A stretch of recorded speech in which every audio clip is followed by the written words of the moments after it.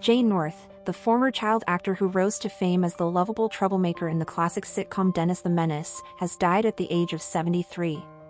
He passed away peacefully at his home in Lake Butler, Florida, on Sunday at noon, surrounded by family, following a long and courageous battle with colorectal cancer.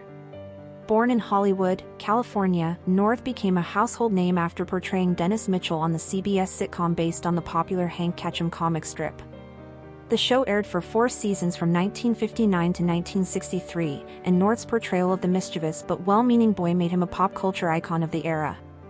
Laurie Jacobson, a close family friend and entertainment historian, shared the news on Facebook. "Gene Russell just called us with terribly sad, but not unexpected news." As many of his fans know, Jay had a difficult journey in Hollywood and after, but he did not let it define his life. He had a heart as big as a mountain and loved his friends deeply. He called us frequently and ended every conversation with, "I love you with all my heart." Laurie's husband, John Provost, himself a former child star known for his role in Lassie, also paid tribute, writing, "I've known Jay for almost 70 years. It wasn't always easy for you, Jay, and you suffered more than most. You were a great guy, and I miss you with all my heart.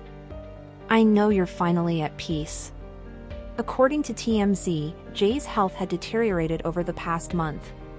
In his final days, he was surrounded by his devoted wife, Cindy, and his 3 beloved stepdaughters, whom he often referred to as the family he never had.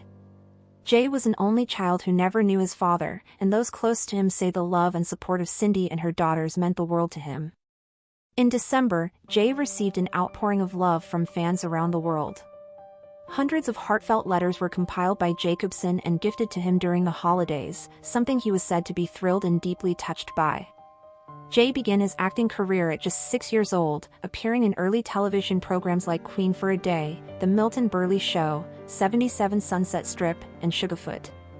He also had roles in films such as The Miracle of the Hills and The Big Operator before landing his breakthrough role on Dennis the Menace, where he earned up to $3,500 per episode, equivalent to around $37,000 today. Behind the scenes, however, Jay's experience was far from joyful.